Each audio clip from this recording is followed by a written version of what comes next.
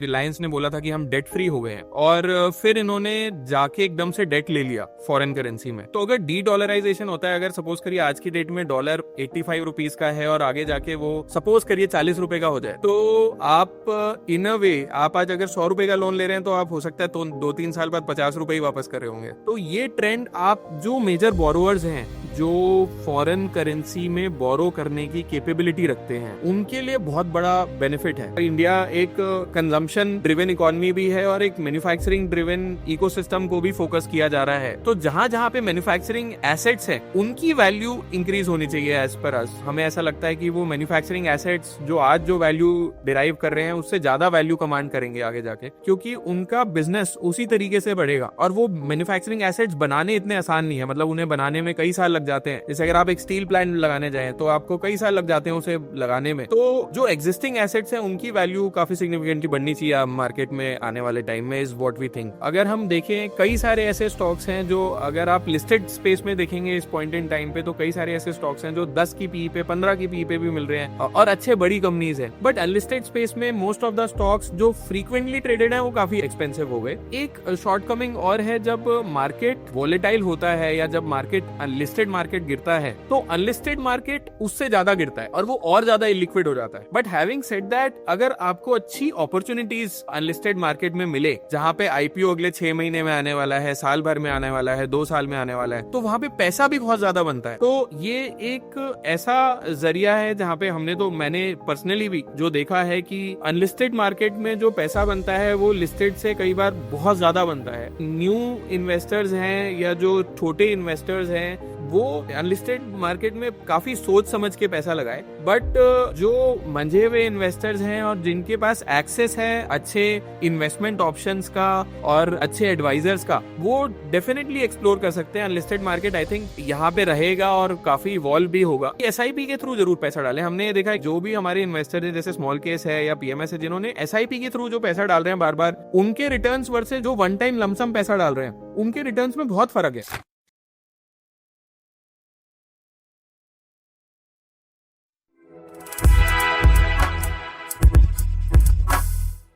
नमस्कार। देखिए, आज हम चर्चा करेंगे एक बहुत ही विशेष व्यक्ति के साथ, एक बहुत ही क्लोज फ्रेंड और एक जबरदस्त फंड मैनेजर आज हमारे साथ हमारे इस पॉडकास्ट में जुड़ने वाले हैं और वो हैं दिवम शर्मा, जो कि ग्रीन पोर्टफोलियो के सीईओ हैं, को फाउंडर हैं और एक जबरदस्त इन्वेस्टर हैं जिनको लंबा तजुर्बा है बाजार का। 17 साल से ज्यादा बाजार में उनको हो गए हैं और सबसे अच्छी बात है कि बड़ा पैसा मैनेज कर रहे हैं। 800 करोड़ से ज्यादा का एयूएम ग्रीन पोर्टफोलियो का है और लंबा अनुभव आपको है, चार्टर्ड अकाउंटेंट हैं ट्रेनिंग से। तो आज हमारे साथ दिवम जी रहेंगे और उनसे हम बात करेंगे कि भाई बाजार कैसे लग रहे हैं, पीएमएस और म्यूचुअल फंड के बीच का अंतर क्या है और क्यों पीएमएस में निवेश करना म्यूचुअल फंड से अलग होता है, क्या उसमें इंपॉर्टेंट चीजें हैं जिनका ख्याल रखना चाहिए। तो काफी सारी बातें हैं करने को। आइए दिवम जी से उठाते। तो आज हमारे साथ दिवम जी हैं और Divam is a very close friend and a wonderful person. He is also a great investor. तो दिवम से बात करेंगे, जानेंगे भी उनकी फिलॉसफी क्या है, सोच क्या है, कैसे बाजार में आए। सबसे पहले तो दिवम ये बताइए,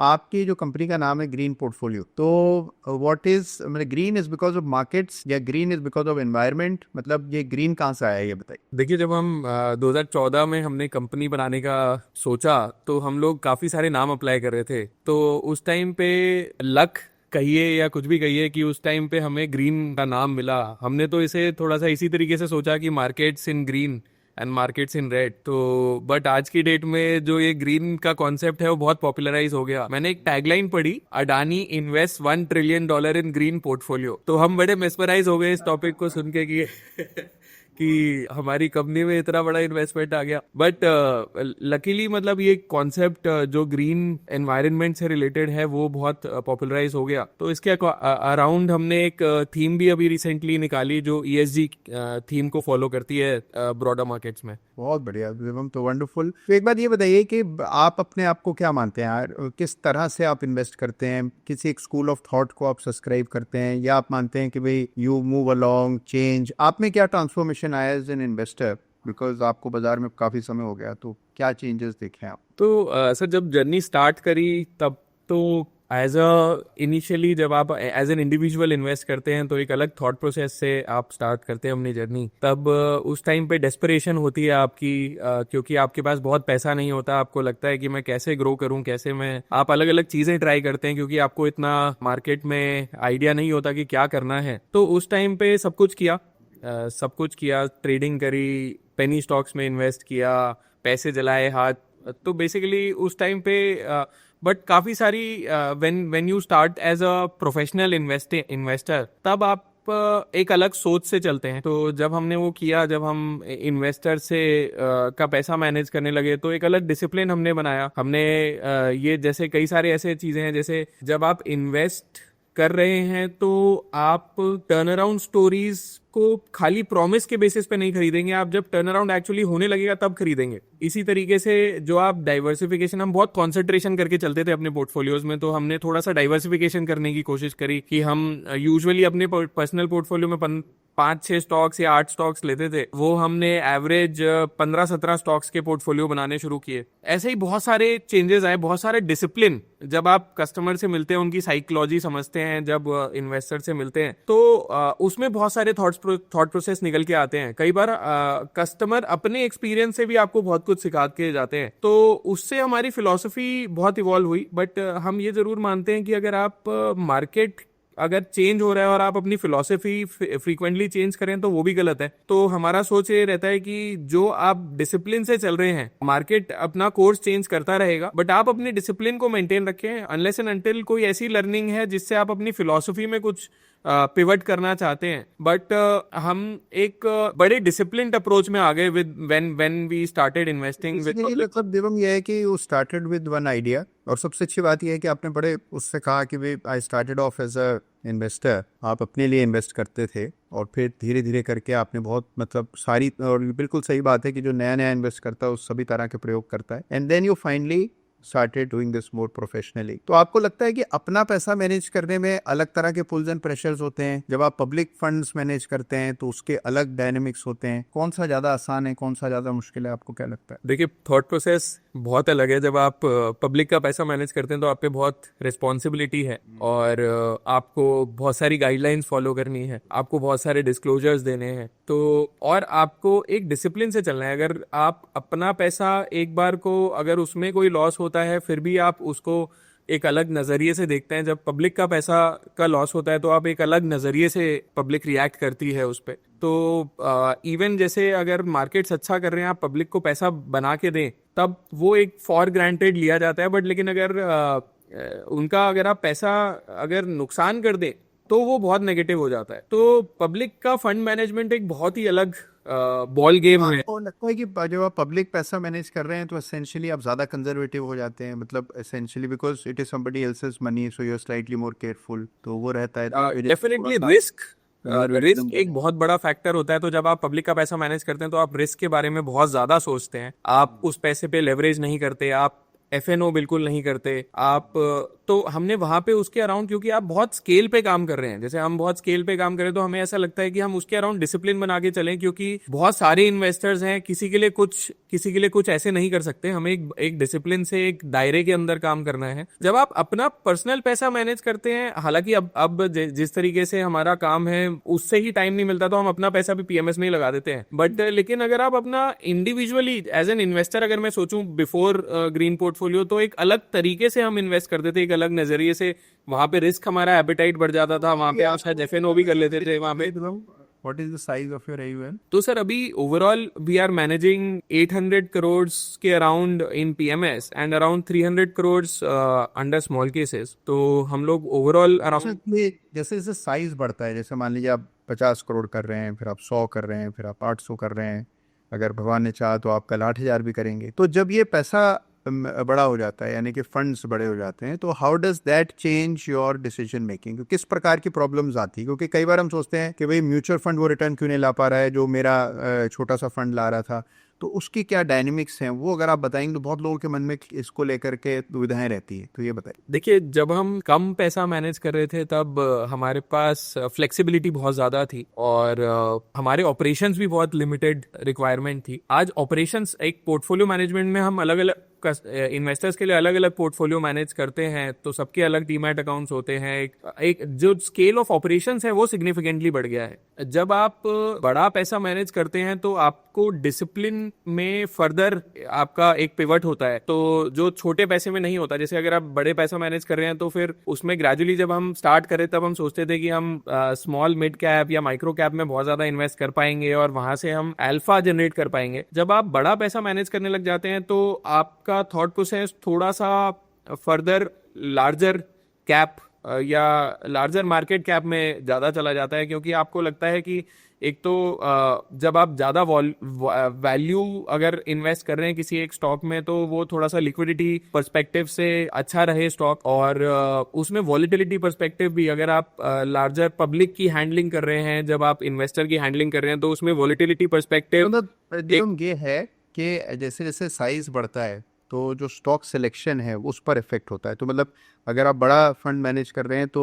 आपको बाय फोर्स जो है बड़े स्टॉक्स में, लिक्विड स्टॉक्स पर ज्यादा फोकस करना होता है, राइट? यस, तो उसमें वॉलिटिलिटी पर्सपेक्टिव भी काफी इंपॉर्टेंट फैक्टर प्ले करता है, जहाँ पे आप क्योंकि एक लार्जर इन्वेस्टर बेस को अगर आप मैनेज कर रहे हैं तो बहुत ज्यादा अगर आप वॉलिटिलिटी अगर है किसी स्टॉक में, कोई स्टॉक काफी टाइम तक नहीं चल रहा है, तो आपकी एक्सप्लेनेशन भी उसी तरीके की बहुत ज्यादा हो जाती है। तो आपकी मैनेजमेंट ऑफ फंड्स एक तो ऑपरेशन वाइज भी ज्यादा है, आपको उसको एंट्री एग्जिट में आपका ऑपरेशंस बढ़ जाता है। अगर आप उसकी कॉन्वर्सेशन विद द इन्वेस्टर्स वो भी ज्यादा हो जाती है। तो इन दैट सेंस ऑल्सो कुछ बेसिक से सवाल कर रहा हूँ आपसे। एक सवाल ये है कि बहुत सारे लोगों के मन में दुविधा रहती है, स्पेशली जिन्होंने कभी पीएमएस में पैसा नहीं लगाया है, जो म्यूचुअल फंड में पैसा लगाते हैं, तो उनको हमेशा लगता है भी पीएमएस में 50 लाख रुपए एक साथ लगाने पड़ेंगे। तो what is the advantage, why should somebody invest in a PMS over a mutual fund? तो ये बहुत सारे लोगों का सवाल रहता है। तो आप पीएमएस चला रहे हैं, क्या जवाब देते हैं? देखिए, एक जो म्यूचुअल फंड है, अगेन म्यूचुअल फंड आज की डेट में जो एवरेज है वो कोई म्यूचुअल फंड 10,000 करोड़ की कोई स्ट्रैटेजी है, कोई 50,000 करोड़ मैनेज कर रही हैं। एक तो एक बहुत बड़े एसेट्स मैनेज कर रहे हैं, एक सिंगल पूल है उसमें यूनिट्स दिए जाते हैं, वर्सेज अ पीएमएस जहां पे एक कस्टमाइज तरीके से आपका डीमैट अकाउंट है, उसमें आपके रिस्क रिटर्न प्रोफाइल के हिसाब से इन्वेस्ट किया जाता है। तो जो पीएमएस है वहां पे बेसिकली हम जैसे इन्वेस्टिंग करते हैं तो हम एक तो स्टैगर करके इन्वेस्टिंग करते हैं। जब आप म्यूचुअल फंड में इन्वेस्ट करेंगे, आप एसआईपी के थ्रू कर रहे हैं, जैसे भी स्टैगर करके अगर कर रहे हैं, तो वो आप सेम पोर्टफोलियो में एलोकेशन हो जाता है। यहाँ पे क्या होता है कि हमारी एक बाय सेल होल्ड लिस्ट बनती है, तो आपका जो पहले हमने पैसा लगाया और आपने आज जो फर्दर पैसा दिया, तो उसमें हो सकता है कि नए स्टॉक्स हम इन्वेस्ट करें।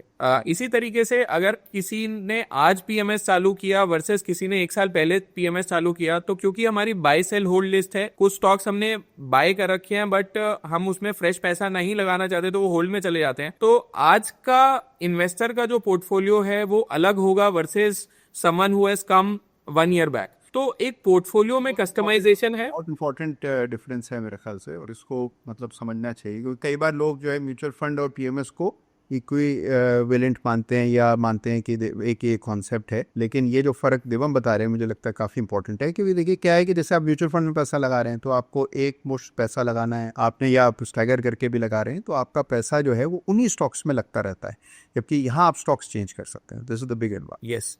और कई बार क्या होता है कि जैसे कैश कॉल्स में भी काफी एक डिफरेंस आता है। जैसे म्यूचुअल फंड में एक सर्टन पैरामीटर्स पे एक सर्टन ट्रेंड में कैश कॉल ली जाती है, जैसे एक आपको 4-5% के लिक्विडिटी के लिए आप एक कैश कॉल लेके रखते हैं। यहाँ पे क्या है कि फ्लेक्सिबिलिटी है हमारे पास। तो अगर हमें सपोज करिए मार्केट अच्छा नहीं लग रहा है और अगर हमें 40-50% भी कैश रखना है अपने पोर्टफोलियो में, या in certain cases in certain PMSs अगर 100% भी कैश रखना है अपने पोर्टफोलियो में, तो वो हमारे पास फ्लेक्सिबिलिटी है वर्सेज अ म्यूचुअल फंड, है ना। तो इसी तरीके से लिमिटेशन ऑन स्टॉक्स एक और पॉइंट आता है कि जैसे कई सारे, क्योंकि बहुत बड़ा एयूएम मैनेज करता है एक म्यूचुअल फंड, तो उसमें काफी सारे स्टॉक्स वो नहीं खरीद पाता in terms of flexibility. Because एक ये अनूमन एक चीज देखी जाती है, अगर आप बहुत बड़ा पैसा मैनेज कर रहे हैं तो उसमें क्योंकि आपके पास वो फ्लेक्सिबिलिटी नहीं होती कि आप इतनी इजीली, एक तो सारे हर मार्केट कैप के स्टॉक नहीं ले पाते आप, दूसरा इतनी इजीली आप पोर्टफोलियो को चर्न भी नहीं कर पाते। अगर आपको कोई स्टॉक में रेड फ्लैग दिखा आप उस स्टॉक को एग्जिट करना चाहते हैं, आप इतनी इजीली इतना बड़ा पोजीशन एग्जिट भी नहीं कर पाते। तो एक वो भी एक डिफरेंशिएशन आता है इन पीएमएस वर्सेस म्यूचुअल फंड। तो फ्लेक्सिबिलिटीज बहुत ज्यादा है, इसीलिए हमने ये देखा है कि जो रिटर्न्स हैं वो भी एक डिफरेंशिएट करते हैं इन पीएमएस एंड म्यूचुअल फंड। ये बात आपने सही कही, फ्लेक्सिबिलिटी जो है म्यूचुअल फंड को कितना बड़ा हाथी है। आप देखिए करोड़ों खरबों रुपए लगता है, तो एक एक होल्डिंग जो हर म्यूचुअल फंड स्कीम में कोई 15-20 शेयर होते हैं, तो एक सिंगल होल्डिंग अगर आप देखें, उसकी साइज देखें, तो उसको एग्जिट करने में भी समय लगता है एज अपोज टू पीएमएस जो कि ज्यादा फ्लेक्सिबल, ज्यादा एजाइल होता है। तो बिल्कुल आपकी बात सही है। अच्छा, एक बात बताइए कि कोई ऐसा ट्रेंड आप देखते हैं कि भाई ये एक बहुत बड़ा कोई सुपर ट्रेंड चल रहा है, या एक ब्रॉड कोई बड़ा मेगा ट्रेंड है जिसको आइडेंटिफाई करके आपको इन्वेस्ट करना चाहिए, या ये सेक्टर कोई ऐसा सेक्टर आपको लगता हो कि भाई ये बहुत ज़बरदस्त ग्रोथ होगा और इसमें मतलब बड़े पैसे आपको लगाने चाहिए, तो कुछ ऐसा आप आइडेंटिफाई कर? देखिए, मुझे इनफैक्ट एक मनी कंट्रोल की आज ही की न्यूज़ है कि जो हमारा डॉलर है वो कुछ करेक्शन लिया है पिछले कुछ दिनों में। तो डी डॉलराइजेशन हमें काफ़ी मेजर ट्रेंड समझ में आ रहा है, जिसकी काफ़ी मेजर पॉसिबिलिटी है। जिस तरीके से फ्री ट्रेड जो हमारे ग्लोबलाइज जो इकॉनमी थी, उससे हम लोग एक बायलेटरल ट्रेड अग्रीमेंट की तरफ बढ़ रहे हैं। जिस तरीके से हमारा यूपीआई या हमारा लोकल रुपी में हम ट्रेड कर रहे हैं, जिस तरीके से ग्लोबल जो मैक्रो इकोनॉमिक फैक्टर्स प्ले कर रहे हैं, चाहे आप देखें तो काफ़ी लोग पहले पैसा लगाते थे यूएस बॉन्ड्स में, वो अब आज की डेट में वापस गोल्ड की तरफ अपना रुझान कर रहे हैं। तो हमें ऐसा लगता है कि एक मेजर ट्रेंड डॉलर का वर्चस्व खतरे में है, ऐसा लगता है। डेफिनेटली लगता है। और यूएस चाहता है, ऐसा दिख रहा है कि यूएस चाहता है कि वो एक मैन्युफैक्चरिंग की तरफ अपना रुझान बढ़ाए। तो वो करने के लिए उसे डीवैल्यू अपने करेंसी को करना भी पड़ेगा। और ये जो ट्रेंड है, अब इस तरीके से अब देखें तो हमें ऐसा भी लगता है कि देखिए गोल्ड हर कंट्री, मतलब जिस तरीके से कोई भी कंट्री जो मेजर इकोनॉमीज हैं एक दूसरे पे ट्रस्ट नहीं कर रही हैं, तो वो खुद गोल्ड को खरीद रही हैं और गोल्ड में अपनी इन्वेस्टमेंट्स बढ़ा रही हैं। इसी तरीके से अब देखेंगे तो हम वो वापस ब्रेटन वुड्स के एरा में की तरफ बढ़ रहे हैं। तो इससे काफ़ी मेजर चेंजेस होंगे वर्ल्ड में, जो हमें दिख रहा है। या हालांकि अभी इमीडिएट लेवल पे हो सकता है कि 2-3 महीने ना हो या 6 महीने ना हो, बट अगले 2-3 साल में काफी मेजर एक डेवलपमेंट दिखेगी। एक और एक बड़ा बेनिफिशियरी कौन होगा, कौन सा सेक्टर या स्पेस आपको लगता है कि डॉलर का डिक्लाइन होता है और आपकी करेंसी? हमें ऐसा लगता है कि ये जो डी डॉलराइजेशन हो रहा है, तो उससे एक तो काफी पैसा इंडिया में, अब जैसे मैं आप एक एग्जांपल बताता हूँ कि पहले रिलायंस ने बोला था कि हम डेट फ्री हो गए हैं, और फिर इन्होंने जाके एकदम से डेट ले लिया फॉरेन करेंसी में। तो अगर डी डॉलराइजेशन होता है, अगर सपोज करिए आज की डेट में डॉलर 85 रुपीज का है और आगे जाके वो सपोज करिए 40 रुपए का हो जाए, तो आप इन अ वे आप आज अगर 100 रुपए का लोन ले रहे हैं, तो आप हो सकता है तो 2-3 साल बाद 50 रुपए ही वापस कर रहे होंगे। तो ये ट्रेंड, आप जो मेजर बोरोअर्स हैं जो फॉरेन करेंसी में बोरो करने की कैपेबिलिटी रखते हैं, उनके लिए बहुत बड़ा बेनिफिट है। हमारा उसी तरफ एक हम देख रहे हैं कि जो अनऑर्गेनाइज प्लेयर हैं वो श्रिंक हो रहे हैं, जो ऑर्गेनाइज जो बड़े प्लेयर्स हैं वो और बड़े हो रहे हैं। तो हमें लार्ज कैप्स में जो आप देखेंगे, जैसे ये है कि जिन कंपनीज ने डॉलर डिनोमिनेटेड डेट लिया हुआ है, एग्जैक्टली कंपनीज को स्टडी करना चाहिए, उसमें कुछ विनर्स आएंगे। अगर मान लीजिए करेंसी और डिप्रिशिएट होती है तो वो एक बड़ा बेनिफिशियरी हो सकता है। और कुछ ऑल्टरनेटिव करेंसीज भी, जैसे अब आजकल हम क्रिप्टोज के बारे में बहुत कुछ सुन रहे हैं और बहुत इंटरेस्ट भी क्रिएट हो रहा है, और हम देख रहे हैं कि बड़े जीनियस एक्ट भी यूएस में पास हुआ है, जिसके बाद नया स्टेटस मिल गया है क्रिप्टोज को, तो वो भी एक बड़ा ट्रेंड है। तो कुल मिलाकर आपको लगता है कि एक जो बड़ी थीम है दैट इज की डी डॉलराइजेशन, यानी कि डॉलर की जो आने वाले समय में जो जिस तरह के प्राइसेस हैं, और लगातार हम देख रहे हैं डिक्लाइन भी हो रहा है, डॉलर इंडेक्स भी नीचे आ रहा है, वो आप मानते हैं कि एक का बाइडिंग थी बहुत बड़ी। एक हमें ऐसा भी लगता है कि देखिए manufacturing as an asset class, जो मैन्युफैक्चरिंग एसेट्स हैं उनकी वैल्यू सिग्निफिकेंटली ग्रो होनी चाहिए। जो आज की डेट में जो मैन्युफैक्चरिंग एसेट जो ऑलरेडी बने हुए हैं, जो ऑलरेडी एग्जिस्टेंस में है, कंसिडरिंग कि हम एक बायलेटरल ट्रेड अग्रीमेंट के एरा में जा रहे हैं, जो ग्लोबलाइज्ड वर्ल्ड था वहां से हम एक हम जैसे जिस तरीके के हमारे रिलेशन, जैसे अब इंडिया पाकिस्तान वॉर हुआ और चाइना से जिस तरीके के रिलेशन हमारे डेवलप होते हुए दिख रहे हैं, तो हमारे पास ऑप्शन नहीं है कि हम ग्रेजुअली उससे मूव आउट करें, उनकी मैन्युफैक्चरिंग से मूव आउट करें, और हम कोशिश करें कि एटलीस्ट हम जो हम खुद बना सकते हैं बनाएं। तो जो देश के अंदर अच्छे मैन्युफैक्चरिंग एसेट्स है, तो इंडिया एक कंजम्पशन ड्रिवन इकोनॉमी भी है और एक मैन्युफैक्चरिंग ड्रिवन इकोसिस्टम को भी फोकस किया जा रहा है। तो जहां जहां पे मैन्युफैक्चरिंग एसेट्स है उनकी वैल्यू इंक्रीज होनी चाहिए एज पर अस। हमें ऐसा लगता है कि वो मैन्युफैक्चरिंग एसेट्स जो आज जो वैल्यू डिराइव कर रहे हैं उससे ज्यादा वैल्यू कमांड करेंगे आगे जाके, क्योंकि उनका बिजनेस उसी तरीके से बढ़ेगा। और वो मैन्युफैक्चरिंग एसेट्स बनाने इतने आसान नहीं है, मतलब उन्हें बनाने में कई साल लग जाते हैं। जैसे अगर आप एक स्टील प्लांट लगाने जाएं तो आपको कई साल लग जाते हैं उसे लगाने में। तो जो एग्जिस्टिंग एसेट्स हैं उनकी वैल्यू काफी सिग्निफिकेंटली बढ़नी चाहिए मार्केट में आने वाले टाइम में, इज व्हाट वी थिंक। बहुत बढ़िया, बहुत सही आपने कहा, और मुझे भी लगता है कि वे एक बहुत अच्छी थीम है मैन्युफैक्चरिंग और ऑलरेडी प्ले आउट हो रही है। जब हम ये बताइए कि आपका दखल अनलिस्टेड स्पेस में भी है, मैं जानता हूँ, और बहुत सारी इंडिया में कंपनी, स्पेशली अभी एनएससी में जो इंटरेस्ट है और बड़े पैमाने पर लोग इसमें जुड़े हैं, काफ़ी रिटेल और एचएनआई इन्वेस्टर्स ने एनएससी में निवेश किया है, तो और धीरे धीरे करके हम देख रहे हैं कि इसमें ग्रोथ बहुत हो रही है। तो आपको लगता है कि ये एक परमानेंट थीम है, या आपको लगता है कि एक टेम्परेरी इंटरेस्ट लोगों का है? इसके रिस्क क्या है? बहुत सारे लोग इंटरेस्ट लेते हैं, जैसे एनएससी को लेकर के बहुत सवाल आते हैं कि भाई हम एनएससी में निवेश करें, लेकिन फिर उसका कोई खास ऐसे स्ट्रीमलाइन तरीका नहीं है। तो क्या लगता है आपको कि how is this market and what do you see is the future? देखिए, अगर अनलिस्टेड मार्केट को देखें तो ये काफ़ी इनिशियली जब ये स्टार्ट हुआ तो कुछ लोग, कुछ ब्रोकर्स इसमें पार्टिसिपेट करते थे, और वो फिजिकल शेयर होल्डर्स को मेल डालते थे या लेटर भेजते थे कि आप अपने अनलिस्टेड शेयर बेचिए, और उनको रिटेल इन्वेस्टर्स को उसका पता नहीं होता था कि उसकी क्या वैल्यू है, उसमें लिक्विडिटी है कि नहीं है।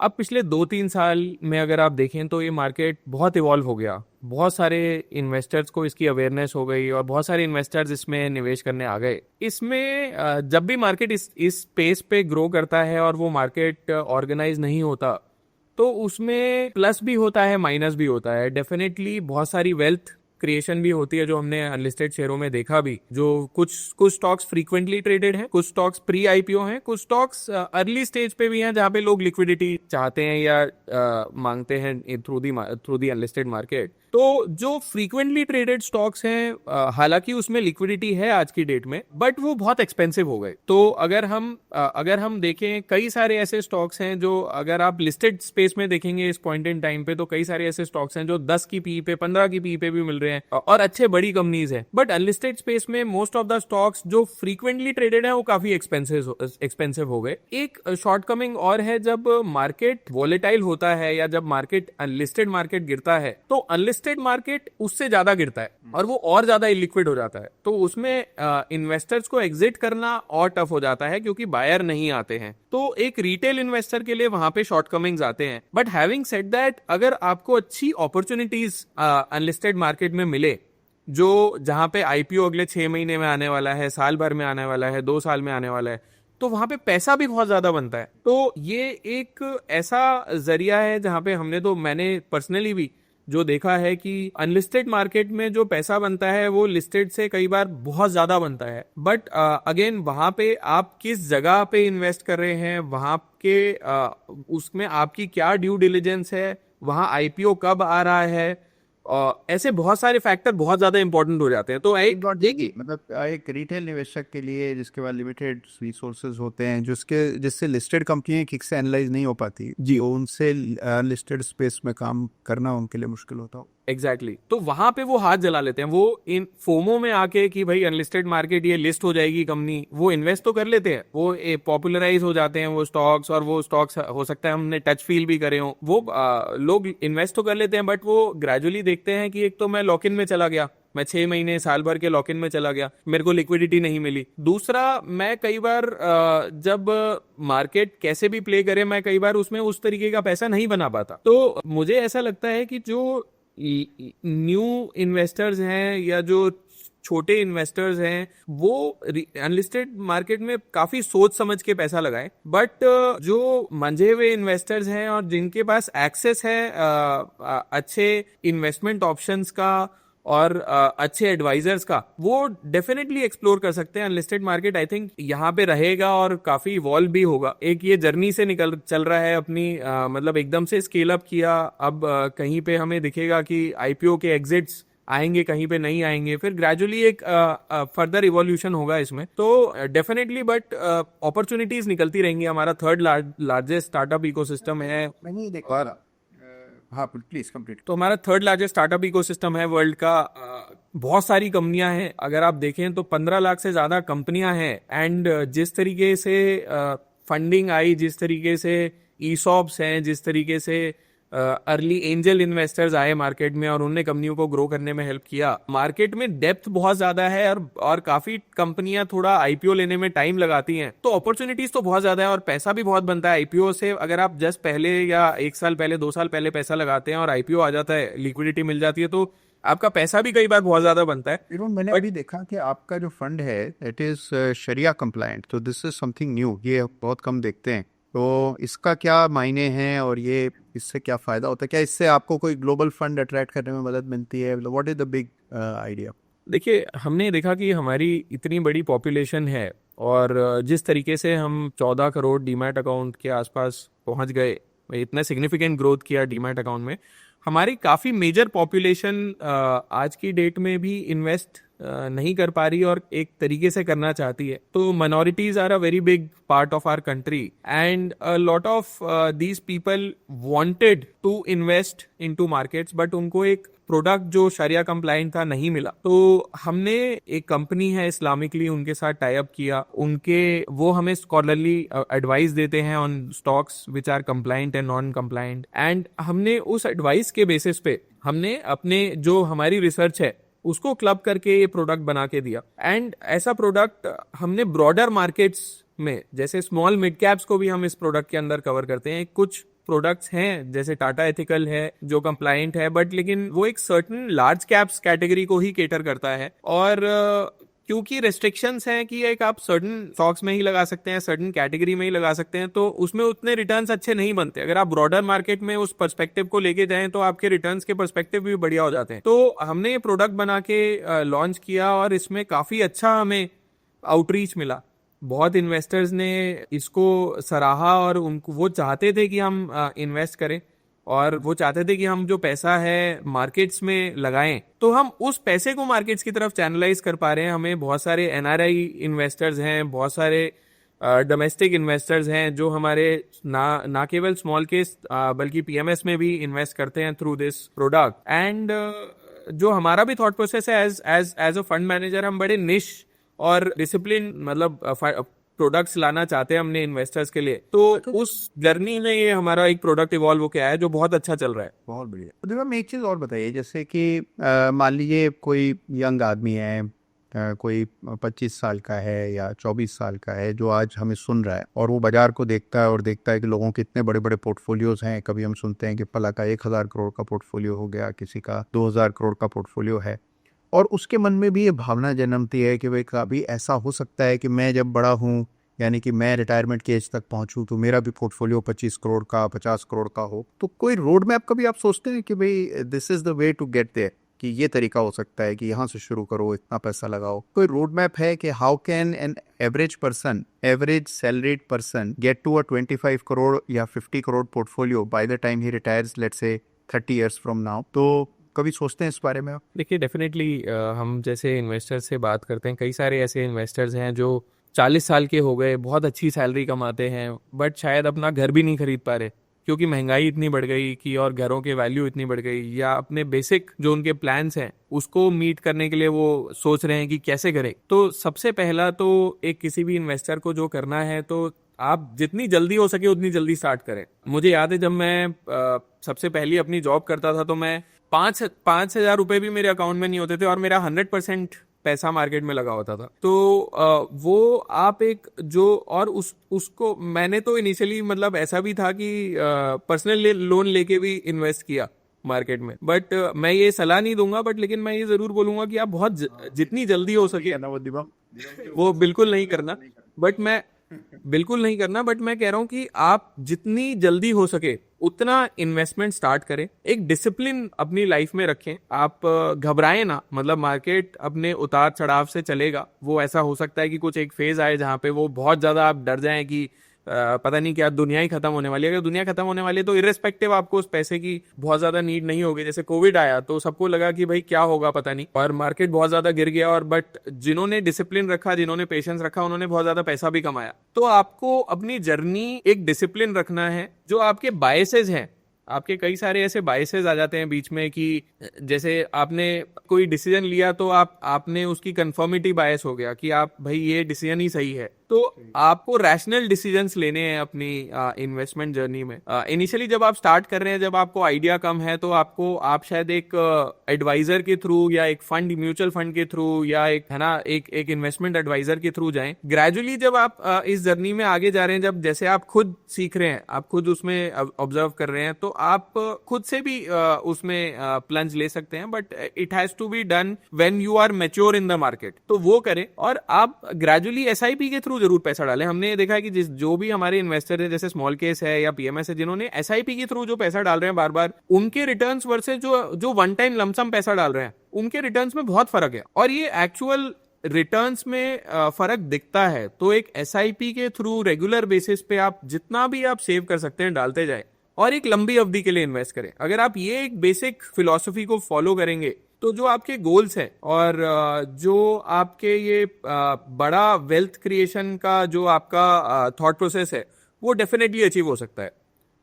कोई भी कभी कोई आपको लगता है कि ये एक बहुत बड़ी गलती करते हैं लोग, या क्योंकि देखिए होता क्या है कि आज के युग में बहुत सी इंफॉर्मेशन ओवरलोड बहुत ज़्यादा है। यानी कि आप देखिए सिमिलर सी इंफॉर्मेशन रहती है, न्यूज़ साइकिल्स होती हैं, हर चीज़ एम्पलीफाइड होती है। तो हल्की सी भी कोई घटना घटती है तो आप देखते हैं कि उस पर प्रतिक्रिया, फिर वो सब चलता है। तो आपको लगता है कि जो ये न्यूज़ है, आसपास की नॉइजेस हैं, इसको ट्यून आउट करके आपको फोकस करना चाहिए, तो वो कैसे किया जाता है? तो उसका आप क्या सोच रखते हैं? देखिए, क्योंकि हमारी माइंड की जो स्पेस है वो बहुत लिमिटेड है, बैंडविथ। हम अगर उसे जितना ज़्यादा डाइग्रेस करेंगे इधर उधर, उतना ज़्यादा हम भी कंफ्यूज होंगे। और इन्वेस्टिंग में भी हम ये देखते हैं कि अगर हम बहुत ज़्यादा मैक्रो फैक्टर्स को फॉलो करें या करने की कोशिश करें, तो हम उसमें कुछ बहुत ज़्यादा कर नहीं सकते। अब कल ट्रम्प साहब क्या करेंगे किसी को नहीं पता, उनको खुद भी शायद कई बार नहीं पता होता कि मैं अगला मेरा क्या स्टेप होने वाला है। तो इससे हम बहुत ज्यादा मैक्रो फैक्टर्स को या बहुत ज्यादा इंफॉर्मेशन को या बहुत ज्यादा नॉइज को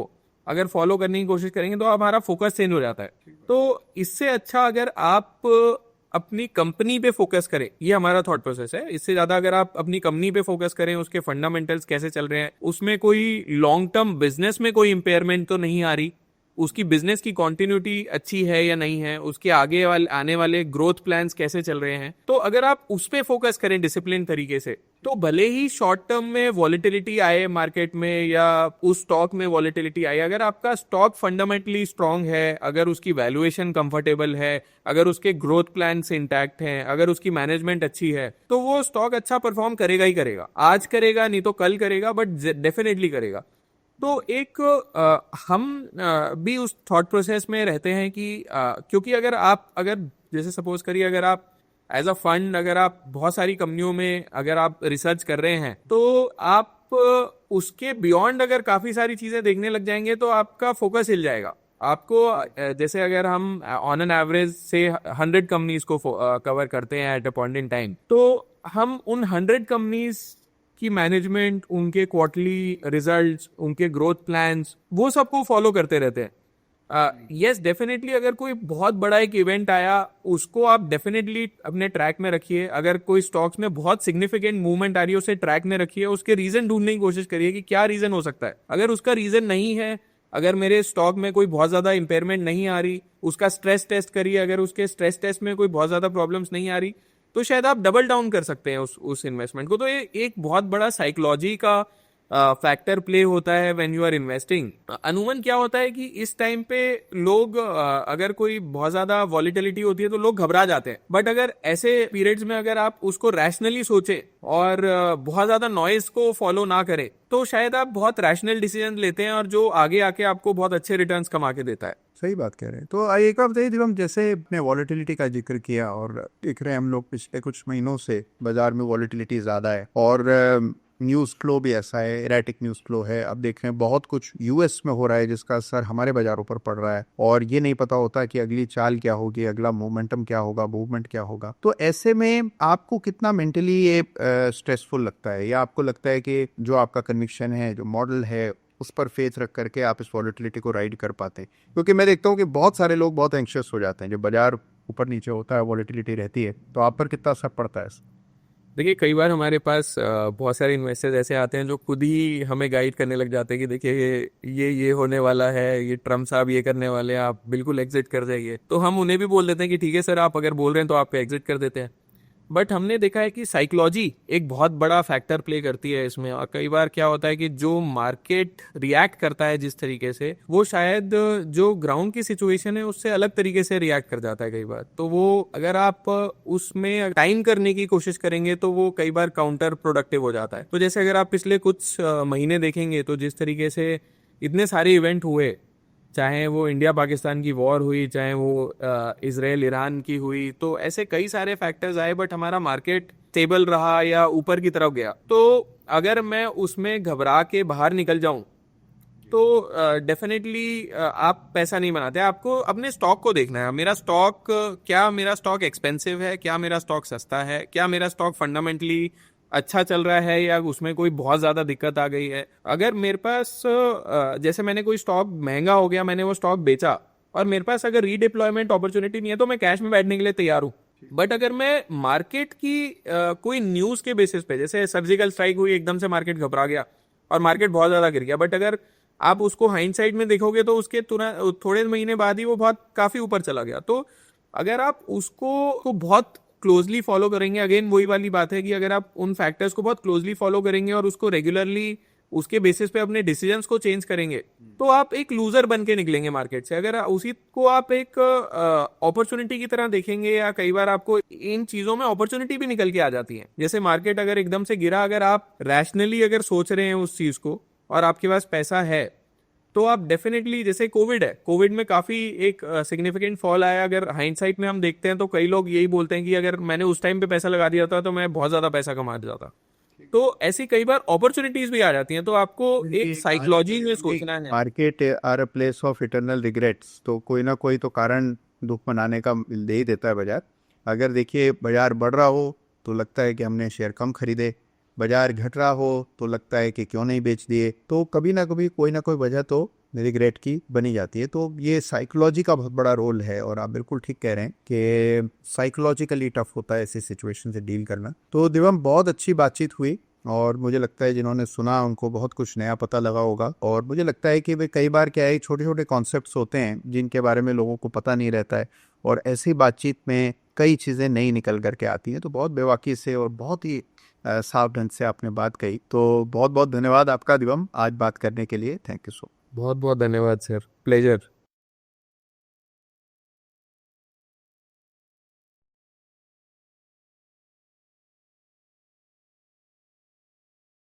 Investment in securities market are subject to market risks. Read all the related documents carefully before investing. Please read the risk disclosure documents carefully before investing in equity shares, derivatives, mutual fund, and or other instruments traded on the stock exchanges.